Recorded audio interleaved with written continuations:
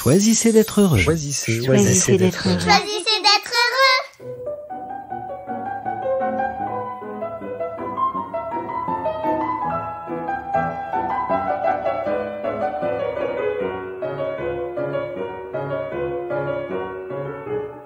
Donner et recevoir. Dernier jour de vacances. Comment ça déjà ? Et bien sûr, vous non plus, vous n'avez pas vu passer cette belle semaine. Un espace un peu privé, bien difficile à restituer pour vos proches qui n'étaient peut-être pas présents à vos côtés.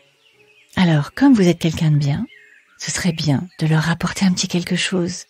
Un objet symbolique de la région, une spécialité locale, un petit cadeau à boire ou à manger. Alors, vous voilà parti en quête d'une boutique appropriée pour régler efficacement cette question délicate et préserver encore un peu de votre temps précieux à profiter du soleil d'été et de la douceur de l'air. Pour des vacances dans le sud-ouest, un confit, ce sera parfait, n'est-ce pas ? Ou encore un kouign-amann si vous êtes en Bretagne. Peut-être d'ailleurs que vous n'aimez ni l'un ni l'autre, ni le confit ni le kouign-amann. Quel paradoxe que d'offrir une chose que l'on n'aime pas vraiment. Et peut-être que je ferais mieux de m'offrir plutôt un cadeau de fin de vacances à moi-même dans le fond. Donner puis recevoir, inépuisable sujet, qui trouve ses résonances dans bien des lieux de notre vie, comme un équilibre subtil qu'il nous appartient de cultiver à chaque pas, consciemment, intentionnellement, même si nous n'y sommes pas toujours préparés dans le fond. Entre ceux parmi nous dont l'éducation les conduit à ne rien devoir à personne, à ne jamais se sentir redevable. Ah non, c'était pas la peine, vraiment. Prêts à restituer symboliquement le cadeau qu'on leur fait pour rester libres et indépendants. Non, ça me touche vraiment beaucoup, mais reprends-le, je t'en prie. Et ces autres, qu'un travail de développement personnel peut-être excessif, amène à se prémunir de toute attente à l'égard des autres, à tout accueillir, voire tout accepter pour les aimer inconditionnellement. Oh, porte-clés, mais c'est génial, merci. Une autre forme de liberté, sûrement.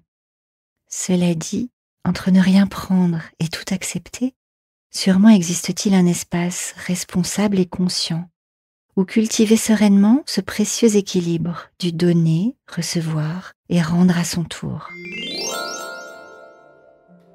S'inspirant de la sagesse de Sénèque, c'est Marcel Mauss le premier qui a mis en évidence cette chose fondamentale. La logique du don organise en grande partie les relations entre les hommes, et cela depuis la plus haute antiquité. Qu'il s'agisse de la circulation des biens, des services mutuellement rendus, implicitement régulés par cette triple obligation de donner, recevoir, puis rendre à son tour. Principe modélisé à nouveau plus récemment par les anthropologues Alain Caillé et Jean-Édouard Grésy dans leur ouvrage « Œil pour œil, don pour don ».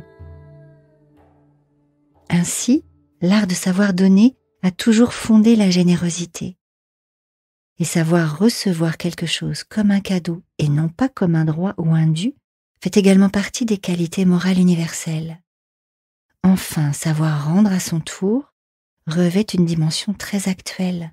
Savoir exprimer sa reconnaissance et sa gratitude constitue l'une des qualités sociales sûrement les plus appréciables. Équilibre implicite dont il serait bien présomptueux d'imaginer s'abstraire, qu'il s'agisse de demander poliment à ses hôtes « J'apporte quelque chose pour le dessert ?» même si j'apporte en premier lieu ma présence et mon plaisir à les retrouver. Ou encore d'applaudir chaleureusement l'artiste qui vient de nous offrir un magnifique concert, même si j'ai déjà payé mon billet, bien sûr. Ainsi, notre vie quotidienne ne saurait se réduire à un modèle strictement économique, signe exclusif d'échanges marchands et d'intérêts individuels bien compris. Me revient également l'exemple de Victor, jeune et brillant chef d'orchestre, invité sur le festival de Saint-Céré. Généreuse expérience que sa rencontre avec un orchestre qui lui est inconnu. Et il s'agit alors pour lui, en 3 services chrono, d'apprivoiser ce système dans toutes ses résistances, de construire et d'alimenter la confiance, de susciter l'enthousiasme et d'inviter à l'engagement pour offrir au public un concert final qui appellera les qualificatifs les plus gratifiants. Posture attentive, généreuse et inclusive, ou parce que l'on a accueilli l'autre tel qu'il est, parce qu'on l'a valorisé dans sa contribution, L'espace de confiance alors installé nous autorise également à poser une demande. C'est possible de jouer plus doux là, ici, les violons? À exprimer un souhait. Ah, j'aimerais quelque chose de plus articulé à la clarinette, là. À formuler certaines critiques aussi, mutuellement constructives. Ah, là, je crois qu'on pourrait être plus ensemble si on y est tous attentifs. Fantastique, diront les musiciens. Réjouissant, approuvera le public. Tant en amitié qu'en amour et tout autant qu'en affaires, donner sa confiance à l'autre pour fonder et nourrir la relation. Donner de la reconnaissance pour les petites et grandes réussites, pour toutes les belles choses accomplies, pour se donner une chance peut-être de recevoir en retour bien plus que ce que l'on a finalement investi, comme une forme de spéculation bienveillante. Investir la relation en misant sur les vertus de la générosité. Capitaliser sur les bénéfices d'une curiosité ouverte et non jugeante. Une logique capitalistique bien manipulatrice, m'opposeront peut-être certains d'entre vous. Or, la clé réside sûrement dans l'étape ultime où l'on donne en retour, pour alimenter cette vertueuse circularité, qui ne demande ensuite qu'à vivre d'elle-même, qu'à s'auto-alimenter de manière mutuellement responsable, attentive et joyeuse. Alors cette semaine, pour aborder joyeusement une situation qui aurait pu s'annoncer incertaine, prenez la baguette et choisissez d'investir. Offrez votre attention. Donnez du temps. Exprimez votre admiration, votre gratitude. Il y a tant de choses qui ne coûtent rien à donner et qui rapportent souvent en retour. Très belle journée à vous et choisissez d'être heureux.